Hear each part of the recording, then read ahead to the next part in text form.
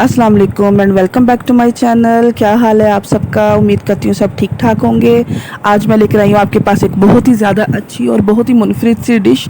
जी, चांपों के मुतालिक ये डिश है। ये है मसालादार चांपें और ये स्मोकी मसालादार चांपें हैं। तो उम्मीद करती हूँ आपको ये मेरी रेसिपी बहुत पसंद आएगी। आपने इसको एंड तक देखना है और देखने वालों से गुजारिश है कि इसको लाइक भी करना है, शेयर भी करना है और नए देखने वालों ने सब्सक्राइब तो ज़रूर करना है। चलिए जी, रेसिपी स्टार्ट करते हैं। हम इसको पहले मैरिनेट करेंगे और मैरिनेशन के लिए हमने एक पहले खाली बाउल लिया है। उसके अंदर हम डालेंगे तकरीबन 1 कप जितना दही। ये दही मैंने इसमें ऐड कर दिया है। इसमें मैंने डाला है 1 लेमन का जूस।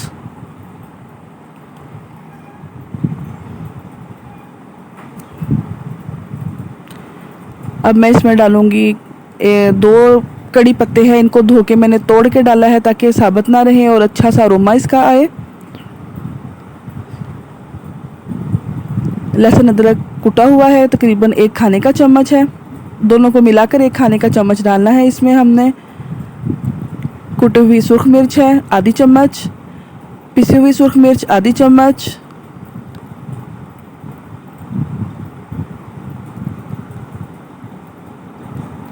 थोड़ी सी काली मिर्च डाली इसमें हमने कुटी हुई।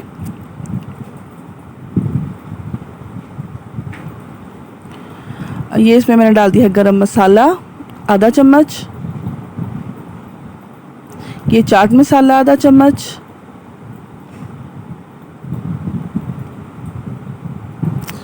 ये जायफल जवित्री का पाउडर है, थोड़ा सा है, ये भी ज़्यादा नहीं इस्तेमाल करेंगे कि ये बहुत स्ट्रॉन्ग होता है।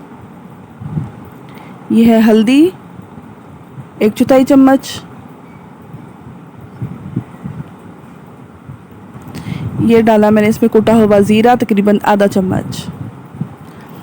और एंड में मैं इसमें शामिल करूँगी नमक तकरीबन पौना चम्मच। ज़्यादा नमक नहीं डालेंगे क्योंकि हमने इसे मैरिनेट करना है तो गोश्त के अंदर बहुत ज़्यादा रच जाएगा नमक, तो फिर वो कड़वा सा हो जाएगा सालन। और क्योंकि लेमन भी डाला है तो उससे और चाट मसाले से भी काफ़ी ज़्यादा फ़र्क पड़ जाता है। ये जी हाथ से कूट के मैंने डाला है इसमें सूखा साबुत धनिया।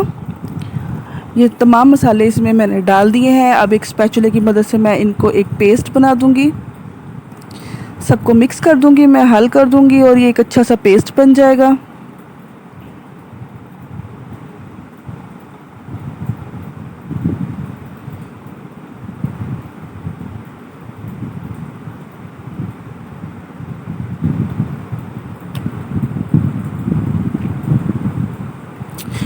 अब ये जो मेरे पास चांपे हैं इन्हें मैं ऐसे इसमें कोट कर दूंगी।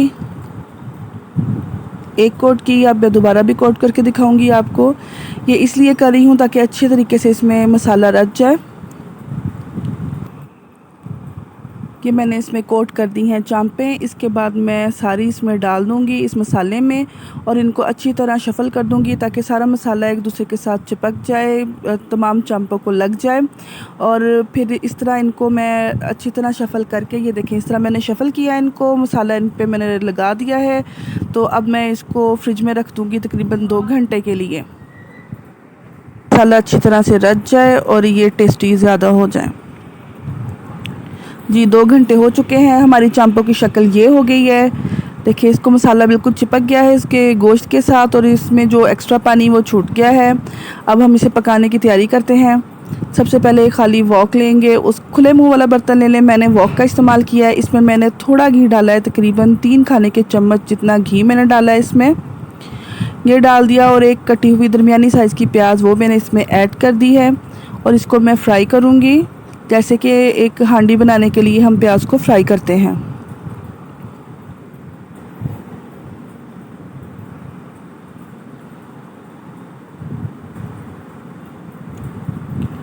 अच्छी तरह इसका मसाला मैंने तैयार करना है, इसको मैंने फ्राई करना है। चाहे तो आप डायरेक्ट भी इसे पका सकते हैं, लेकिन वो फिर ज़रा ग्रेवी वाला सॉसी सा नहीं होगा, वो बिल्कुल खुश्क चांपें तैयार होंगी। तो मुझे ज़रा सॉसी चाहिए तो इसलिए मैं प्याज का और टमाटर का इस्तेमाल कर रही हूँ।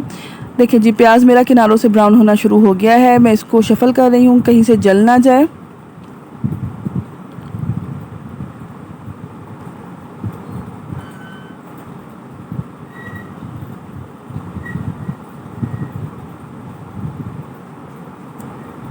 प्याज मेरा ब्राउन हो रहा है। प्याज ऑलमोस्ट रेडी हो रहा है, तो ये देखिए ब्राउन हो गया है बिल्कुल। तो अब इसके अंदर मैं ऐड करूँगी एक अदद बड़े साइज़ का कटा हुआ टमाटर, और इसमें मैं पानी का छींटा बिल्कुल नहीं दूँगी, क्योंकि मुझे प्याज और टमाटर की एक पेस्ट चाहिए जो इसके मसाला बनने में मदद दे। तो अगर मैं इसे पानी इस्तेमाल करूँगी तो फिर ये काम बहुत लंबा हो जाएगा। वैसे भी गोश्त देर तक पकता है, तो इनकी वैसे ही पेस्ट भी इसमें तैयार हो जानी है। सिर्फ टमाटरों की पेस्ट बनाने तक मैं इसे अच्छी तरह पकाऊंगी और इसमें कोई भी मसाला ऐड नहीं करूँगी।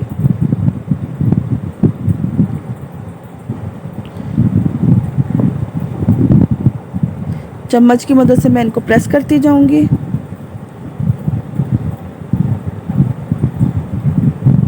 देखिए हमारे टमाटर जो है काफ़ी पेस्ट की शक्ल में आ गए हैं, तो इसको अभी मैं अच्छी तरह हिलाऊंगी ताकि यकजान हो जाए। और ये देखिए इसका मसाला अच्छी तरह से भुन रहा है।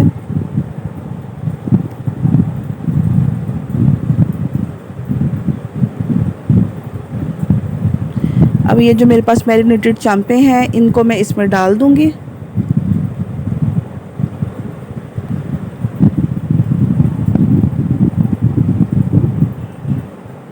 और जो बाकी का बचा हुआ मसाला है वो भी एक स्पैचुले की मदद से सारा मैं इसमें डाल दूंगी।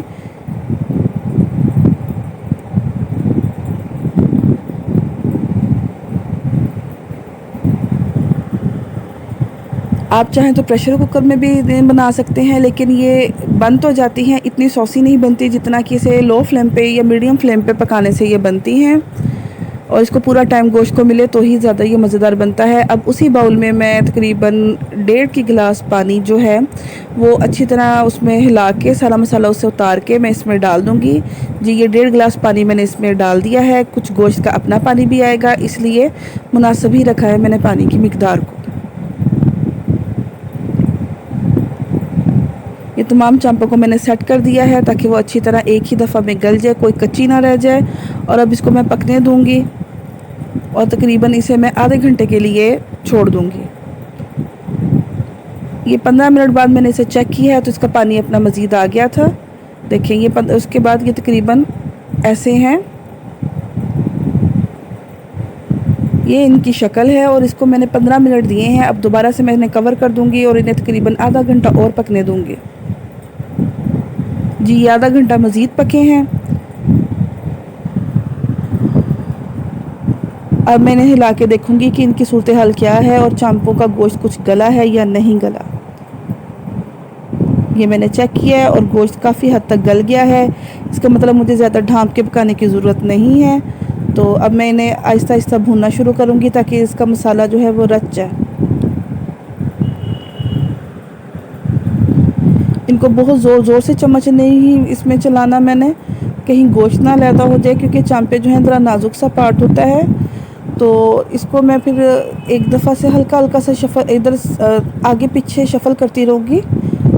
ये देखिए इस तरह मज़ीद भुनाई के बाद ये इस तरह हो गया है। और देखिए इसमें मैंने ऑयल ज़्यादा नहीं डाला था, इनका अपना ही बहुत ज़्यादा ऑयल निकल आया है, क्योंकि ये इस गोश्त में कुदरती फ़ैट्स बहुत ज़्यादा होते हैं। तो इसलिए गोश्त में जब भी आप ऑयल इस्तेमाल करें या घी इस्तेमाल करें तो हमेशा इस चीज़ का ख्याल रखें कि अगर ये फैटी सेक्शन है तो फिर इसमें आप इसके ऑयल की या घी की मिकदार कम रखें। इसको मज़ीद ऐसे हिला हिला के मैं भूनती रहूँगी ताकि ये मसाले में ही पकती रहें।